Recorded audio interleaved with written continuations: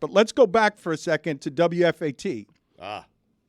Because Stugotz has to be wounded today. The Knicks and Pacers game was not in any way interesting.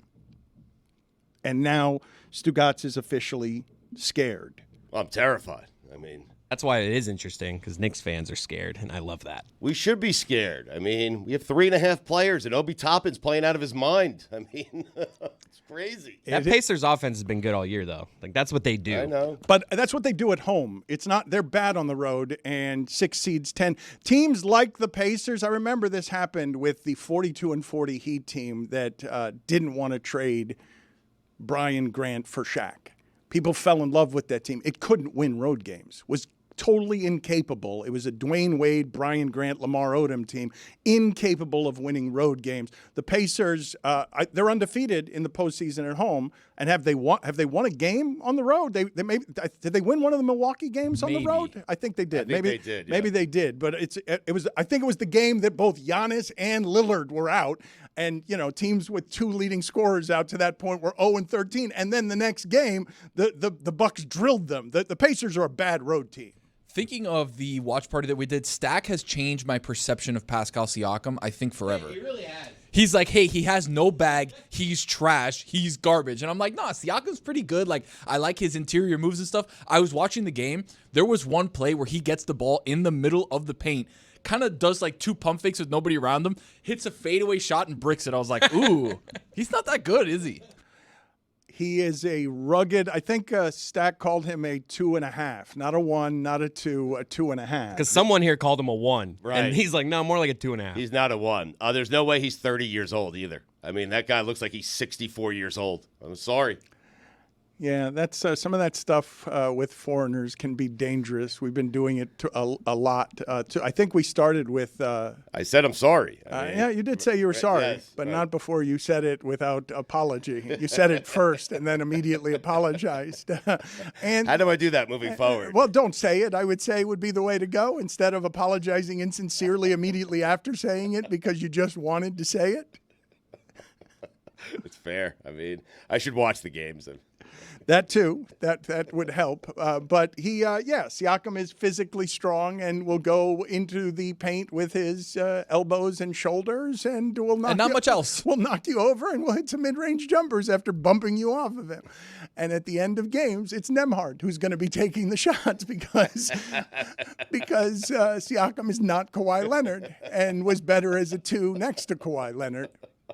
But the Knicks never got to within 27 in the second half of the Pacers yesterday. Mm-hmm. And you want these games to be close. The Knicks have played almost nothing but close games. Josh Hart, Stugotz gave them nothing. But he did, before the game, say something. He looked like Josh Hart again. Well, it's weird, right? Josh Hart is 17 rebounds over here, 19 points over here. And what did he do yesterday? 2 points? He didn't do 2 points, 3 rebounds, 2 assists. Yeah, just Josh Hart. A weird game. After every game this postseason, he's put up some statistical line that you're like, whoa. I think somebody, who was it that was talking? Was it Goldsberry was talking that he was shooting like 30% from 3 before he injured his wrist, and then the wrist got injured and his shot stopped being crooked. Then he started shooting like 40-something% from 3. He needs to injure that wrist again. It reminded me of like Shane Battier was in a terrible slump, and in the finals he just said, "You know what? I'm gonna aim a little left now. I'm just off, and so I'm gonna aim like to miss and see if that works." And then he made a bunch of threes. But Josh Hart, I thought, did the pay the whales, save the teachers, and I know I'm saying that wrong. He said I think you got it right, actually. The perfect thing, Stugotz, to get fans on his side when you're trying to be lovable. They're asking him about all the minutes that he's playing, and he says, people get up at 6 a.m., 12-hour shifts. Attaboy. Those people are tired. We're playing a game. Well done, man. It's good. It's just giving the customer exactly what the customer. That should be a part of your ticket. It should come on your ticket, a quote where a player tells you how hard your job is compared to his. Like they should sell that on the Game Time app. It's like if you want to feel better about your team and how much you've paid for the ticket, print on it a quote from one of the players saying your job is harder than his job is. Dan, what we do is we combine forces of like a Game Time and a Cameo, where you buy your ticket on Game Time and then you get a personalized cameo from Josh Hart saying, buddy, your job is way harder than what we're doing. I work hard, you work harder. Exactly right. Yes. Love it. But Josh Hart isn't even saying that. He's not even saying he works hard. He's just saying people get up at 6 a.m., 12-hour shifts. Those people are tired. We're playing a game. It is the perfect – I'm telling you, if I could put one quote in a PR class for players, I'd just say, you know what? Do you want a great marketing deal? Don't worry about how well you're playing. Just say that again and again anytime someone puts a microphone in front of your face to any question. Anything you're being asked, just say some form of how hard the customer's job is compared to yours. Those customers work at Goldman Sachs. I mean, the ones with the good seats in New York. Yes, they not only work at Goldman Sachs, many of them are involved in schemes because the scheme is having a renaissance throughout American Greed. My father the other day says to me, turns to me, have you seen that show, American Greed? I'm like, yes, it's amazing. He's like, I'm watching it all night. I can't stop watching it. Yes, America's filled with scammers who are trying to get a shortcut to easy money because they don't want to get up at 6 a.m. and work 12-hour shifts so that their jobs make them more tired than thank hard. you. Yeah. Stacey Keach with the voiceover there is incredible, by the way. I love that. Stugotz is, put it on the poll, please, at Le Batard Show. Is Stugotz the stubbled face of American Greed?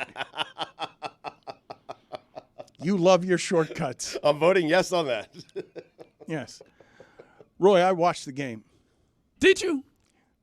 That tying goal was goaltender interference. Roy, we got a little lucky there. Come on. GI.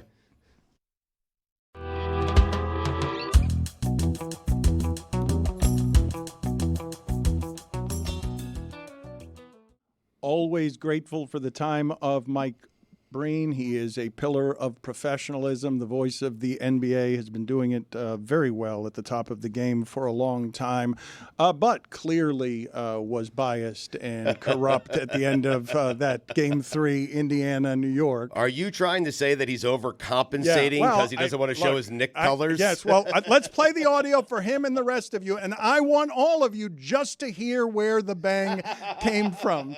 I want you guys to all hear with me how surprised he was. And I'm convinced it's not just the drama of the moment. It's also Nembhard, really? Yeah. Really? From there, Nembhard, really? That's how we're doing this. I believe his heart was totally broken in that spot, and he was trying to conceal it. And the way that he concealed it, the way, because this is a lovable Knicks team, and how can he not be emotional? But he tries not to be biased. He tries to be objective, and it's a human illusion. We can't be objective. His Nembhard was broken. Yes, that's go sit outside. Oh, come on, Go man. sit No, not outside. before the interview. Go sit. Come on. You got Mike Breen I have here. top 5 trademark calls You for can him. come back in 2 minutes with your trademark man. calls. Oh, come on. Go ahead and play for, and welcome Mike Breen. Go ahead and play for Mike Breen this call, and we'll see how and whether he denies the accusation because he's a liar. Halliburton double team, shot clock at 4. Nembhard's got to put it up. Step back, his three-pointer. Bang! Nembhard knocks the three down. Timeout, Knicks. It's an excellent call. Bang! You'd never know he was biased and corrupt there. You just wouldn't know it. You would think that he was Mike, welcome to the program. I'm sorry for the accusation. It is nice to see you. Where does that rank in terms of most guttural bangs from you in the history of bangs? Why would you do this to me this early in the morning? I turned on the Zoom call, and the first phrase I hear is guttural bang from you. I mean, listen to it. You can. What happened? Why are you covering your ears? Are you like Gene Hackman couldn't watch himself act? He wouldn't watch his own movies. You can't listen to yourself call a game? No, you get sick of hearing the screaming fool. So I've heard it already. What's the particular question, Dan? And it's nice to see you, by the way.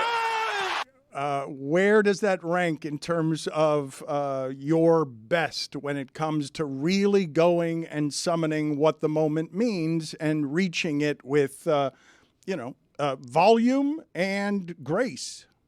I try. I don't really rank them, but anytime one is makes a difference in a playoff game, especially that particular game, I think is up high. And what made that game so amazing, I actually felt the entire second half. You know, at the end of a great playoff game, the last 2 minutes, it's one of the most magical things in sports. A close playoff game in the last 2 minutes.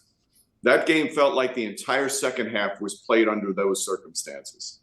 So for then Brunson to go hit that big shot in a game that he had struggled, and then for Nembhard to come down and the most unlikeliest guy in a possession that was about to fall apart, it's the surprise of the moment. Those are the ones to me that, you know, it's my love of the game fan reaction to see something like that happen in such an important game. Because if he doesn't hit that, the series is probably over. They're down 3-0. But this young man who had just missed 2 wide open ones, so many things come into play to have that, as you call it, guttural bang. You are someone, this is a rare space that you occupy, in that I very rarely see you criticized as one of the lead play-by-play men for being biased, for picking a side. You're very clearly a fan of basketball, but you're also a fan of the Knicks and have been for a long time. So how in that moment do you actually feel, and how are you able to convey something that feels like objectivity, where you just love basketball and not that your team is getting broken? Because you have relationships on that team. You have people you care about in that organization. Right. There's no question. And I try my very best when I put the headset on. And there's so many things that are going on that you have to do your job, not just for you, but for your partners, for everybody in the truck, to do a professional job. So you just have to, and I've done it over the years. I haven't done it a lot in recent years because the Knicks haven't been in these kind of big playoff positions in recent years. But it's just it's a matter of concentration, making sure you give that particular play the proper call that it deserves. For that young man to hit a shot like that under those circumstances, you want to make sure that you do that justice. And that's what I try to do on something like that. That one was just because it was so unexpected, just came flying out. I'm sure there are Knicks fans who are annoyed with me for having such a big, excited call for an opponent to beat them in a playoff game. But that's what the job entails, and you hope everybody understands. But Dan, as you know, we all go through this. Every announcer goes through this, especially in the postseason when fans' emotions are high, and they should be high, and they should be fired up for their team, that they always think that you're rooting for the other team. It happens every single postseason. This one is just a little different because I'm the regular season announcer for the Knicks. I think Knicks fans forgive you, Mike. I'm a big fan. I've listened to probably every game you've called this year. My boyfriend's a huge fan of yours and of the Knicks. Could you talk him off the ledge right now? Like, what is your message to Knicks fans after these last 2 games? Stugotz, you're not going to believe this. Stugotz, after they lost Game 3, Stugotz, who's a Knicks fan, up 2-1, says it's over. The Pacers are going to win. I've never seen that kind of defeat from a fan. Well, as Mike said, the Knicks should have won that Game 3. They didn't. They got blown out predictably in Game 4. And, Mike, I fear that the season is now over. I do. Well, there's still of the next 3 games, possible 3 games, 2 of them are in an arena right now that is lifting their team up to heights every time they play, as did the Pacer fans do for the Pacers this past weekend. But it's a legitimate question because, listen, they had nothing yesterday. The first punch comes, they were always able to come back. They didn't have enough to come back. You could tell that they had nothing. They were gassed. The question is that just a one-game thing, or are they really to the breaking point in terms of physical exhaustion? Because what they've done, not just in the playoffs, but the second half of the regular season, so many minutes, so much extra responsibility, so many games where they laid it out on the line. I can't remember ever a Knicks team that at the end of games looks so totally exhausted. It's been inspiring to watch how they've done it, but the question is, have they hit their limit? And we'll find out obviously tomorrow night. OG Anunoby loss really hurts. I don't think he's close to returning, certainly not in the next couple of games. That could change, who knows? But tomorrow night is going to be fascinating to find out if they have anything left in them, or have they really put it all out there to the point where they can't fight back against a really good and deeper team right now. We have some video here to show you that is hard to explain. We have a theory around here. Perhaps you have one as well. Here is the video of Clyde Frazier eating French fries in a way none of us have seen French fries eaten before. He is eating them not with his fingers in a cup of French fries, but just eating from the rim of the cup of French fries. We think we know why this is. Do you know why this is? All right, here's a guess, is that he doesn't want to get the grease from the French fries on his fingers and have any possibility of touch that magical suit that he looked so wonderful in yesterday. So that's my guess. I'm surprised he did eat. I'm surprised he had the French fries out in public like that, because he's very careful about maintaining this aura that he eats nothing but healthy stuff. I've watched him for years have Snickers bars underneath the table and eating them. So it's a false narrative. Okay, so he's hiding his bad eating, and that was our theory, that he just doesn't want to get his fingers on the clothes at all, because that wardrobe is unlike anything in the history of the sport. No, he's impeccably dressed, and he doesn't want anything to touch that would damage that look, because he looked marvelous yesterday. I would like to play for you just a couple of your bangs, and I want you to see if I want to just see if you can identify the bang. I think let's not give him any context. Let's just give him the. He'll know the game, the day, the time of the bang. There's going to be some slight context here, but you're not going to hear any player's name. It's just going to be an isolated bang, and you have to guess which call it was. We've only got two of them for you here, and it was before we tried to do this before we knew you were uncomfortable with it, and now we're just being stubborn about it and not caring about your feelings. So let's play the first one. Way downtown. Bang! Bang! Oh, what a shot from... Oh, that's an easy one. That's Curry in Oklahoma City. Taken by Iguodala. They do have a timeout. Decide not to use it. Curry, way downtown. Bang! Bang! Oh, what a shot from Curry! The rare double bang. There have only been 6 of those ever, I think, in the history of... Do I win a prize for guessing it right? He's flexing on us. Oh, that's easy. Yeah, well, that one was easy. All of a sudden, he likes the game. Yeah. All of a sudden, he's less he's less uncomfortable than he was before. Let's play the other one for him. His three-pointer, bang! Oh, come on! He knows that. Come on! How did we not do better than that? It's Ray Allen. Yes, of course it's Ray Allen. James catches, puts up a three. Won't go. Rebound Bosh. Back out to Allen. His three-pointer. Bang! Tie game with 5 seconds remaining. You were looking for a bang like on a Tuesday night, Cavs and Wizards, right? Yes, I think Mike's calling that game. It's bad executive producing from Chris Cody, who was sent 8 of these and picked the 2 we all know. All right, here we go. Here's another one. Bang! There you go. You guys want to play the game? There it is. When, Mike? My head. There you go. Now we're playing it your guys' way. Go ahead. Go ahead, Mike. Oh, my goodness. I have no idea. That's also the Curry one again. Downtown. Bang! Bang! Oh, what a shot from downtown. Chris wins. Stugotz has a top 5 list for you of the trademark calls throughout broadcasting. Do you have any OLIs, or is it just a top 5? I have 6 OLIs, yes. Oh, 6 of them. Yes, All right. or 7 maybe. 6 outside looking in, 7 if Stugotz is bad at math. Let's go. OLI number 1, bang. Oh, really? Not a top 5. Okay. Yep. Not a top 5. Insulting to our guests. You literally could have done a top 10 with 1 OLI. I could have done that. I didn't. It's a top 5. Keep going. Lee Corso's Not So Fast, My Friend. That's a good one. That's a good one. Harry Carries. Oh, holy cow. Keith Jackson. Oh, Nelly. Good timing, Chris. Thank you. Booyah, Stuart Scott. As cool as the other side of the pillow, Stuart Scott.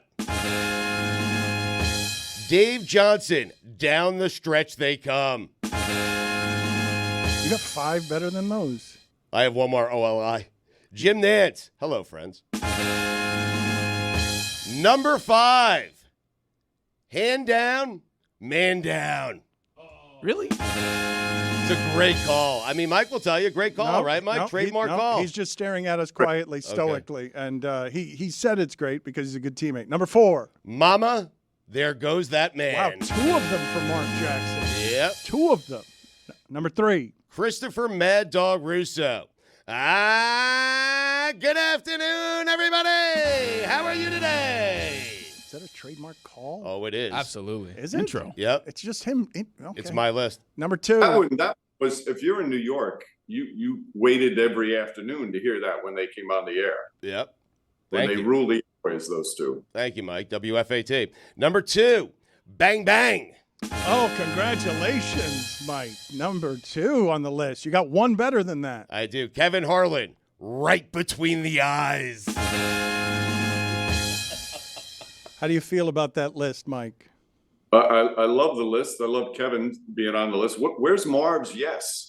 Oh my wow. It's my list. Make your own. Oh, I mean, my God. Jeez. Where is Marv's yes? Were you a great jealous point. yesterday when Murray and Harlan had a face-off on the single greatest shot I've ever seen by degree of difficulty in the sport? Were you jealous that Harlan and Murray had that moment together and that you were not in it? Not at all. Kevin's one of my best friends in the business. I love Kevin. His passion is amazing. And Murray, interestingly, is a huge, he's a fan of our medium and a fan of calls. Like he grew up listening to Marv. And there was a game in the finals last year where he hit a shot and he turned to the table and he yelled bang to us at the table. So he watches and listens, so he's into it, and I thought that was a great moment for him and for Kev. How often? Give me a number of times a player has shouted bang at you. Oh, not that much. Not as much as you think. I can't believe this is what we're talking about this morning. Do you like the meme that has your face on it that says, I'm about to say bang, so MF loud? Well, I get my kids tease me all the time about stuff like that. So it's, but I like is what happens a lot at arenas, especially at the Garden, is they'll come up with their cell phones recording the younger generation, and they'll stick the cell phone in your face and say bang for me, say bang, say. That's all they want me to do is yell bang. They don't want a picture. They don't want anything else. They just want me to yell bang into their phone. They're not even ambitious enough to ask for a double bang? That's terrible. No, that hasn't started. That hasn't started yet. You seem sad by this, by the way. I mean, another convincing argument on the idea of just banishing young people from interacting with anybody. Thank you, Mike. Good talking to you.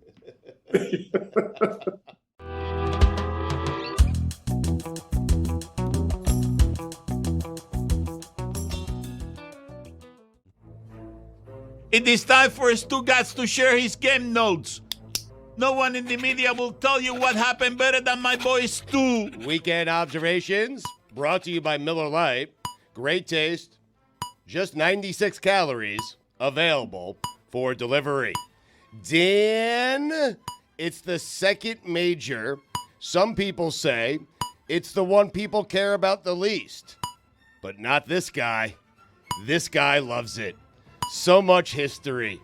The Wanamaker Trophy, rotating courses, Kiowa, Whistling Straits, Bethpage Black, and this year, Valhalla. And Dan, just like that, make no mistake about it, the PGA Championship is back.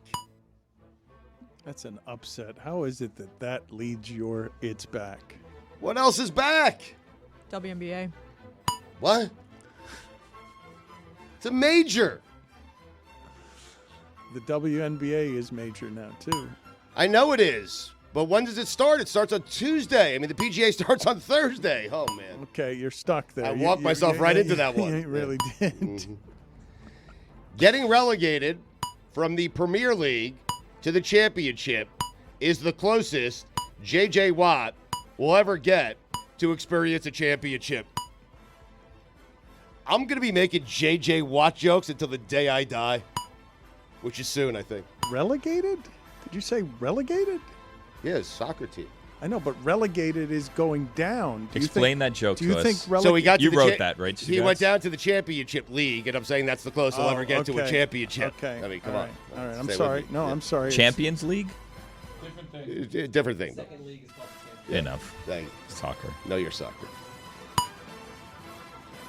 Knicks Pacers. We're waiting. I mean, the series kind of started, but it hasn't started. It's, they held serve. What's going on in the Denver-Minnesota series? Is that series started? All It tied keeps up, on Dan. starting. I know, but it keeps starts starting. every night. It keeps Yeah. starting. Okay. Got to cross that one out somewhere. Okay. I'll find it. Anyway. Oh, this name. Rory McIlroy. Did I get it right? You did not. You never do. Never, You've got ever. such a strange dyslexia with just Macklemore? that. The L. No, McElroy. He's always taking. Is that the it, L. McElroy? Yeah, it's McElroy. Anyway, he won his 4th Wells Fargo championship over the weekend. Rory, you can win 20 of those, and it will never equate to 1 Augusta. You told him if he was listening to Oh, this he show. knows it, Dan. No, I know. If He he knows was, it. but if he's listening to this show, He has to win at Augusta. driving he does. around thinking he's a winner. You heard it, Rory McIlroy. You heard him. Called you out. Called you out Rory. by incorrect name. Rory. Watch the draft lottery. The Thunder are still getting first-round picks for trading away Chris Paul. Chris Paul, the trade that just keeps on giving. If the Thunder win the title the next 4 years because of any of those picks, they should give a ring to Chris Paul, but don't worry, it still won't count as a ring in my personal record book. Check it out today, StugottsBook.com. I am outraged, Dan. I showed you a picture of Stephen A. Smith asking the question, did Kevin Durant make the wrong career move by going to Golden State? I wrote a book That was today. today. He did show me a picture. He took it in the eating area of just the television showing Stephen A. Smith having a take that he Commissary. had years ago. Yeah. I mean, Dan, I strolled through the hallways of ESPN giving that takeout to anyone who wanted to listen for 8 years. And everyone called me a quack, a joke. They didn't take me seriously. And now Stephen A. is on it? Oh, God. I wrote a book. He should be ashamed of himself. I'm serious, Stephen A. Why? Stealing my take. Yeah, but you'd be proud of that. It's the centerpiece of my book. I wrote a book. StephenAbook.com. Oh, no. Thank you. Thank When you are turning to Alec Burks to save you, you've already lost. You know what the A in Alec Burks stands for, Dan? Already lost. Yeah, man, you're on your game. It was hard to get that one. His jersey should be a white flag. Put it on the poll, Juju. Should Alec Burks' jersey be a white flag? By the way, last week I said he can go for 20 any given night. You said he couldn't. He did. He went for 20. Yeah, just to let you know. I beat by 50. It doesn't matter. He went for 20. I mean, that's all I care about. The last time he had gone for 20 before that was February. Any given night. Could be a night in February. It could be a night in May. I mean, you never know. Got it right. Kevin Garnett saying that he can't lose if the T-Wolves play the Celtics in the NBA Finals. Kevin Garnett, the Stugotz is strong in you. KG, the big ticket. The Knicks traded Obi Toppin for 2 future second-round picks. Dan, you know what Obi Toppin is having? He's having the last laugh. You were going to say that, huh? Wow, no, I was not going to say that. I was going to say he was having a moment. Nah, last laugh. Rome Aduze out of Bears practice with hamstring tightness. And so it begins. Wow. That's it? You're just saying it right now? And so it begins? It's okay if he misses a practice. Rome wasn't built in a day. Or as some would like to say, in a doozy. That is good. Who likes to Rome say that? wasn't built in a doozy. Odunze. Poorly said, but Who clever. cares? Tired. It's noon. I said to him the other day, because he was talking about working 5 days in a week. I'm like, we're trying to give you days off. You're always complaining that you're tired. And his response was, yeah, but I just like to complain. Who doesn't? It's That's what life is all about. Put it on the poll, Juju, at Le Batard Show. Is what life is all about complaining? Is complaining what life is all about? You got it. PJ Washington leading the Mavericks in scoring their last 2 games. Why is it that everybody gets better the second they leave the Hornets? What's happening? I've got to be honest. Watching playoff hockey, I don't know how a goalie sees a puck coming in and saves it. Can you explain that to me? Am I alone on this? I think goalie is the hardest position in sports. I do. I think hockey goalie is. It's pretty And I think hard. they get lucky a lot. They shouldn't be able to stand right in front of them.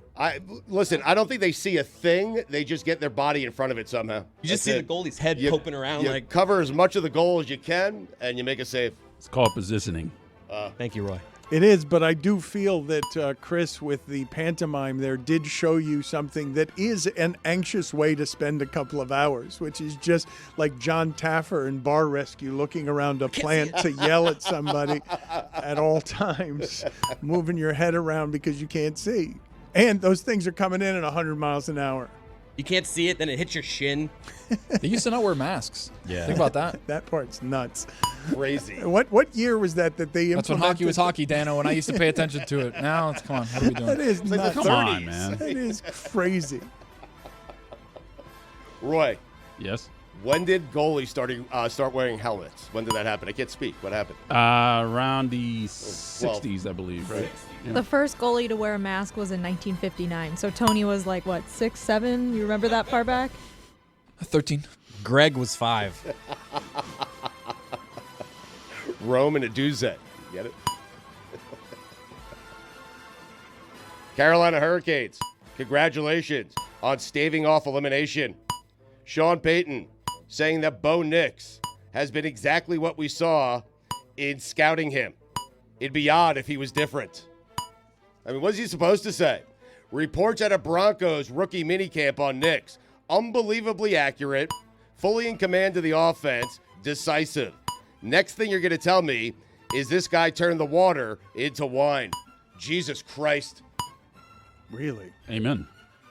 Dan, just circling back, any guesses on who coaches the Thunder? Yeah, I don't know how to pronounce his name. It's got a bunch His name of looks one way, but then they vowels pronounce in it another way, and I'm like, Yeah. is that how you say it? Yeah, Devereaux. I don't know. It's At one point, good guess. At one point in Saturday's Cubs-Pirates game, the Pirates walked in 6 runs in a single inning. They won the game. Baseball. When Steven Strasburg made his MLB debut 14 years ago, the Pirates' leadoff hitter was Andrew McCutchen. When Paul Skeeries, whatever his name is, made his MLB debut this weekend, the Pirates' leadoff hitter was Andrew McCutchen. Still doing it. yeah, he is. Kutch. One of the best ever. That's not true. Not really. Top 5 athletes that can know Pirates. Number 5, Captain Curtis Stevenson. That's not an athlete. Oh, he's in sports. That's not an athlete. It's a local radio show He was a host. high school football star. I'm telling you, North Miami, check it out. He is not. Miami likes high. You're making shit up now. Captain Curtis Stevenson. It's pretty good. Number 4, Rory Sparrow. Number 3, Riddick Bowe. Come on. Why Riddick Bowe? Bowe, Pirate. What? What? Look it up. What? Like, Roy Jones Jr. should be on you this just did Rory Sparrow off of Captain Jack Sparrow, which is a reach. But yeah. then you just, I don't know what you're going for. Captain Bowe. I don't know what you're going for on Riddick Bowe. Number 2. Explain to me what you mean. These are your lists. Yeah. You're doing this. Riddick Bowe gives off pirate. Listen, how? You're not a pirate, and you're certainly not a guy who spends a lot of time on the water. But- I am telling you that a bow is something that connotes a pirate, and that's all I can tell you. Do you think they have, I mean- like, bow and arrows? The bow is the forward part of the hull of a ship. I think It's that's the bow. It's a Yeah. bow. It's the bow. But it's spelled bow. Should have said Riddick Bow. Take Yeah. a bow. BOWE. Number 2, Josh Booty. You get that one? I need to explain it. Number 1, Doug Plank. No Roy Jones Jr. No Captain Hook. Come on, man. My list, man. Make your own. I'm here for it. Okay. Where was it? T-Wolves. Do it at home. My wife asked me over the weekend if the Thunder coach was also the team trainer. He looks like a trainer. He's got a trainer face. Hey, Bronny, enjoy Atlanta, the ATL. You have to take him, right?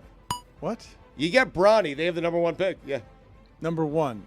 You're going to get a player better than his dad in the draft?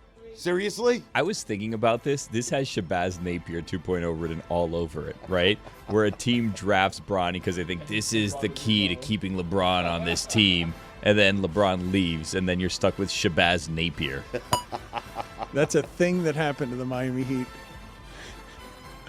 In this week's edition of Who Could Have Saw That Coming, the Lakers are intrigued by J.J. Redick as head coach. Make up your mind, J.J. They're also open to drafting Bronning. Yeah. Who saw that one coming? Dan, you know what the J in J.J. Redick stands for? Jeff Saturday. If JJ coaches LeBron, do they still do their podcast together? You know what? Decide if you want to be a podcaster, a media member, or a coach. Just figure it out already, J.J. That's all. That's all I'm saying. He doesn't have to. Well, it does for me. Is he bothering you? You're by both. just It's becoming too being popular. You were a coach and Yes. a podcaster for a while? I was. I didn't get paid for it, though. Coaching. Love the game. Yep. And the kids. It's for the kids. Where was I? Coach Calipari saying he only wants 8 or 9 scholarship players this year at Arkansas instead of 13. Can't wait until they get eliminated in the first or second round of the tournament, and the first thing out of Calipari's mouth is, I wish I had more scholarship players. This guy, man. Sick of him. Arkansas, you'll be sick of him soon, I promise. We'll see. NFL, make me wait 1 more week for the schedules. And you know what I'll do? I'll wait 1 more week for the schedules. Not much of a threat by you. I need schedules, man. Huh. Did I read incorrectly that it's Mahomes and Lamar Jackson week 1? Are they just You got releasing it. a First little game of the year? But they're releasing It's a little nugget. just a little bit, a little thing. Yep. I love a pivotal Game 5. Andrew Nemhart, is that his name? Yes. Has as many moments as Reggie Miller. A group of people I don't like? Joggers.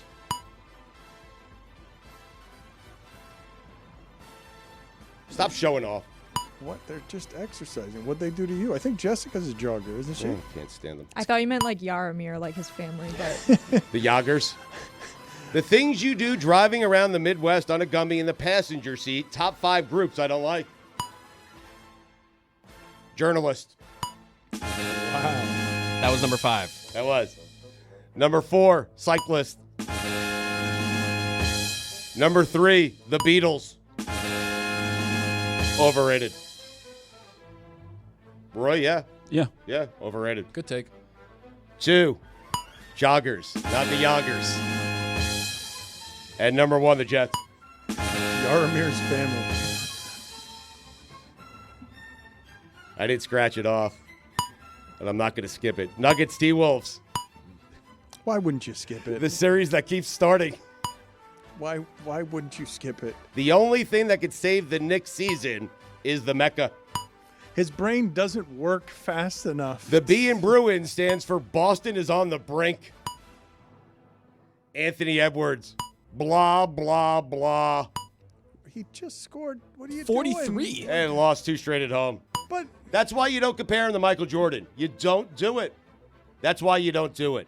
Because it's an unfair comparison that, quite frankly, Anthony Edwards wants nothing to do with. I'm not doing this for Anthony Edwards. I'm not blasting him. I'm blasting the media. Leave the poor kid alone. Let him develop. He's going to go through some growing pains. Because Michael Jordan never, ever, ever would have lost 2 straight at home in the playoffs. Ever. Scoring 43 or whatever isn't a growing pain. How about the game before that? Okay. Less than 20. All right. Excellent work by you. The one he most recently played set a Recency franchise bias. record for the Timberwolves for playoff scoring. We lost. Okay. Great news for Bears fans. They no longer have to pencil in Caleb Williams as their starter. They can use ink. They announced it. Indiana Pacers, congratulations on holding serve. If I seem a bit frazzled, we have no water. The AC is broken You're in the about studio. to run out of music, and too. it's hot as hell in here. Speaking of hell, Art Bryles. Dan, those are the weekend observations.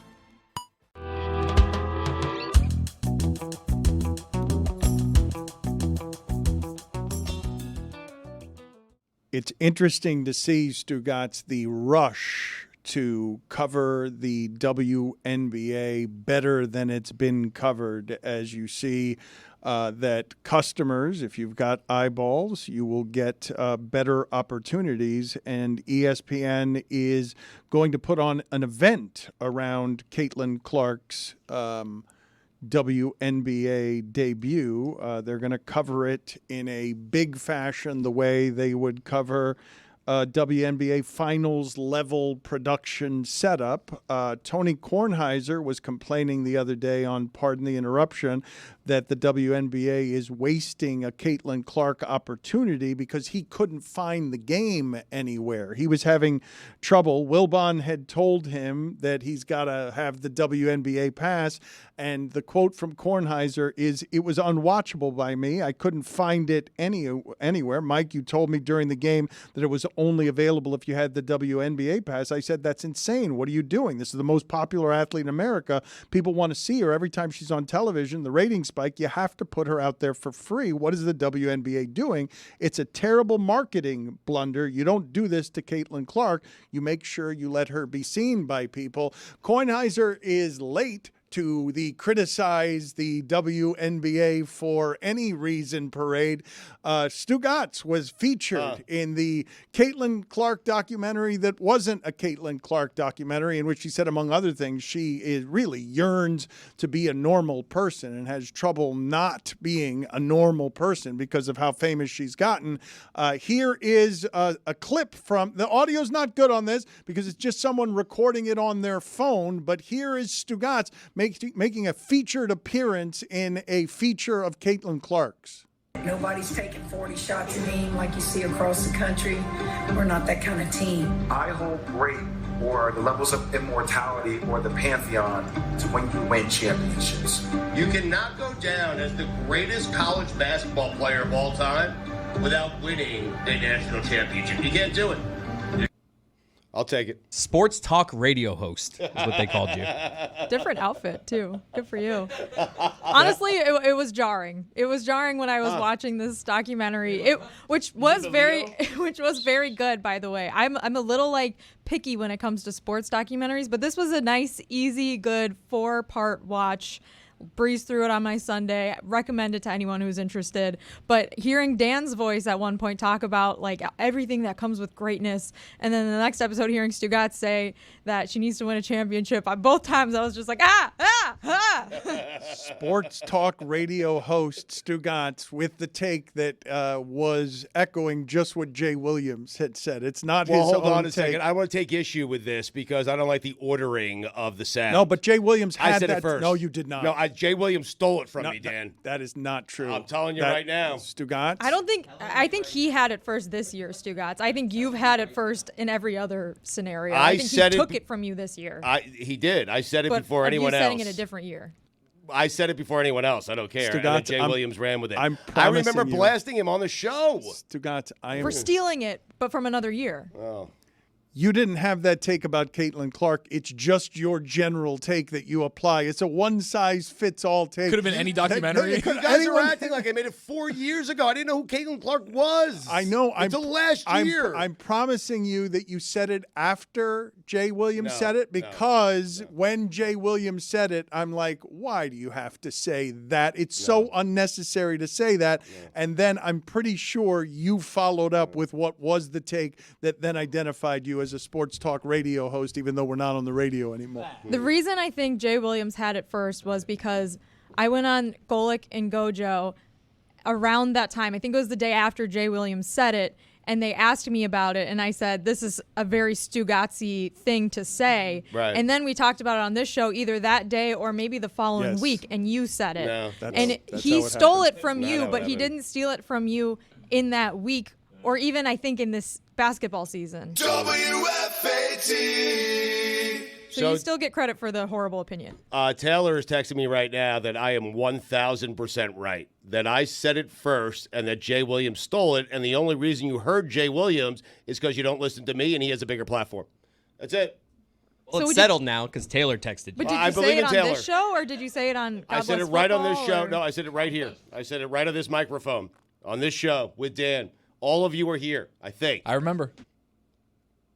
Sometimes Mike is here. I have an open mind. Like you could be right, but my recollection was that he said it, and then we talked about it after he said it. Okay, it really doesn't matter. No, it Let's matters. get bogged down in this. I think a little more quicksand here toward the end of what we're doing is What good. you said about Tony Kornheiser, by the way, Tony's ears he keeps getting scared that we're Anytime about you to say yell Tony, I at- was like, what did I say about Caitlin Clark? No, Damn, I don't what you remember. said is so true. Is that he's like late to being mad at the WNBA. There was a Lynx Sky preseason game last weekend. My Sky. That wasn't exactly. It wasn't available Mi on cielo. League Pass. So someone who was at the game was streaming it on their phone, and it had like 2 million views on their live stream of it because I no was one like could half watch those. it. Yeah, you were a million of them. You were a million? I'm into the and Sky it right now. big really is time. a tale as old as time. Yeah. But League Pass is only $35, and you can watch the games that they do carry on League Pass. I love Tony saying you can't do that to Caitlin Clark. Really what Tony is saying is you can't do that to me. You're going to make me go buy the WNBA League Pass? Which Tony? Kornheiser. Thank you. Did you buy yours yet, Stugotz? You pledged to do so last week, if I remember I'm correctly. getting to it. Yeah, Season starts tomorrow. You don't want to miss tip-off.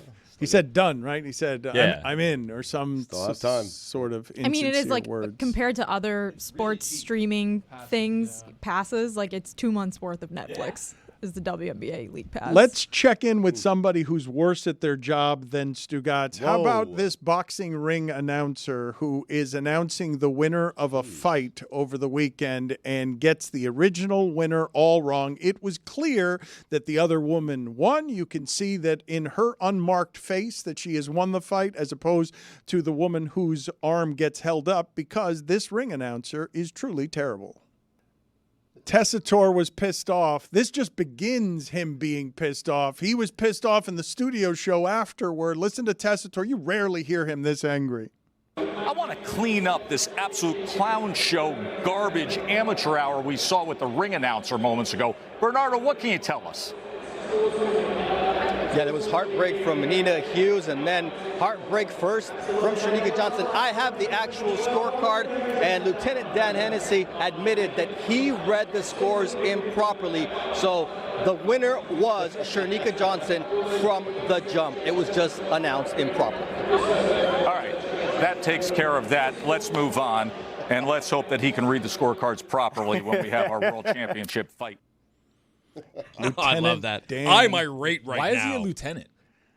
I don't know. We had gotta him get booked. demoted to officer now. Joe Tess? We had him booked, not Joe Tess. The lieutenant? No, Lieutenant Dan. We had him booked, and then he bailed. He bailed at the last minute. He got cold feet. We had him booked last night. I was very excited. I thought it was going to be the guest of guests for our show to get today, to ask him what happened, because I love the vigor, the enthusiasm he showed, trying to sell it at the end while truly mortified as pointing at the correct corner. Like you saw him just fall apart, but try to fake his way through it. This is the Dan Le Batard Show with the Stugotz podcast.